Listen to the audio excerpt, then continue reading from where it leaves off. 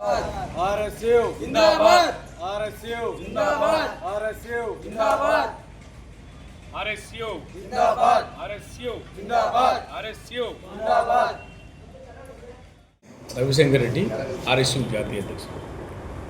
నెల్లూరు జిల్లాలో వివిధ విద్యార్థి సంఘాల్లో పనిచేసేటువంటి విద్యార్థి నాయకులంతా కూడా ఈరోజు నెల్లూరు ప్రెస్ క్లబ్ వేదికగా ఆర్ఎస్యులో చేరడం జరిగింది.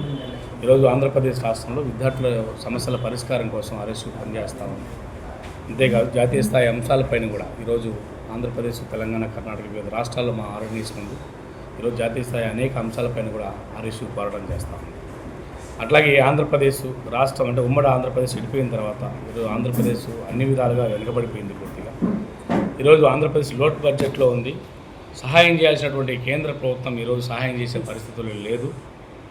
గత 5 సంవత్సరాలు కేంద్ర ప్రభుత్వం అనుకూలంగా ఉన్నారు. అయినా ఈరోజు కూడా 10 రూపాయల నిధులు వచ్చిన పరిస్థితి లేదు. 3 ప్రాంతాలు సమాన అభివృద్ధి అన్నారు, ఎక్కడా లేదు.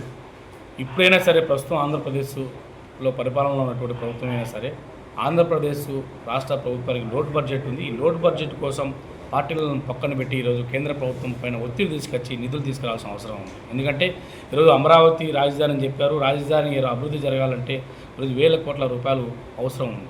అట్లాగే ఈరోజు ఎన్నో సంవత్సరాలుగా ఈరోజు అంటే ఏ రాజకీయ పార్టీ ఈ దేశంలో ఏ రాష్ట్రంలో అధికారంలో ఉన్నా ఈ ప్రభుత్వ విధానంగాన్ని పూర్తిగా నిర్లక్ష్యం చేస్తున్నారు.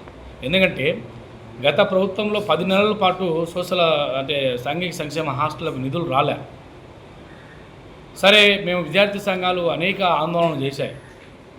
అనేక ఆందోళనలు చేస్తే స్పందించిన పరిస్థితి లేదు. సరే కొత్తగా వచ్చిన ప్రభుత్వం అయినా సరే ఈరోజు 10 నెలలు రాని 10 నెలలకు సంబంధించిన మెస్ ఛార్జీలు, కాస్మెటిక్ ఛార్జీలు విడుదల చేశారంటే అది లేదు.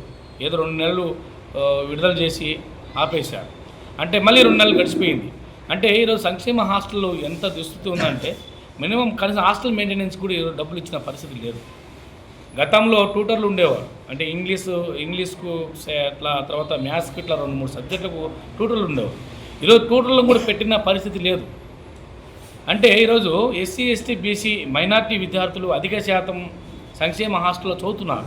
మరి సంక్షేమం మేము ఏ పార్టీ అయినా సరే అధికారంలోకి వస్తే మేము ఎస్సీ, ఎస్టీ, బీసీల కోసం పనిచేస్తామంటారు.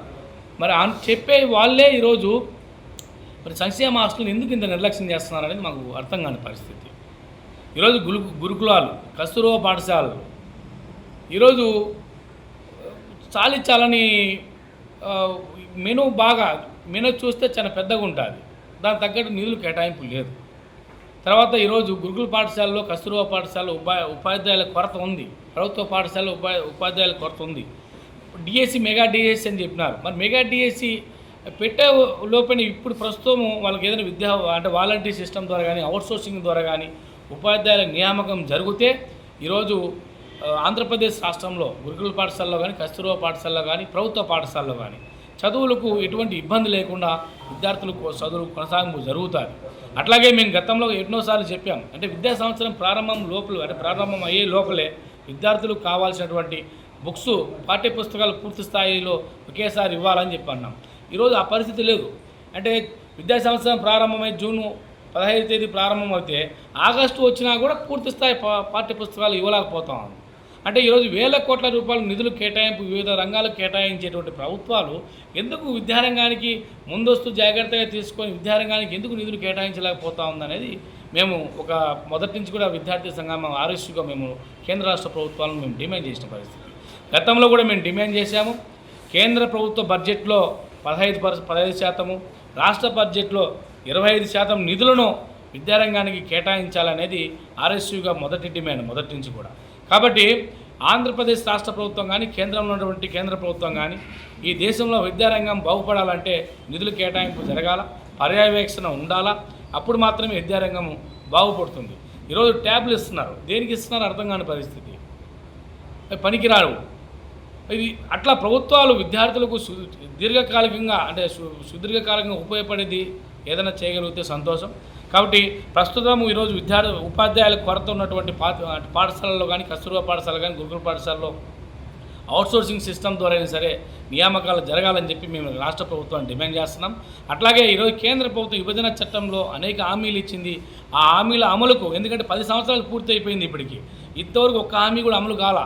ఇవేమి అమలు చేయకపోగా ఈరోజు ఎంతోమంది త్యాగం చేసి తెచ్చుకున్నటువంటి విశాఖ ఉక్కును ఈరోజు ఎన్నికలకు ముందు కూడా కేంద్ర ప్రభుత్వము మేము ప్రైవేటీకరణ చేయటం లేదు, ప్రభుత్వ రంగ సంస్థగానే విశాఖ ఉక్కు పరిశ్రమ ఉంటుందని చెప్పారు.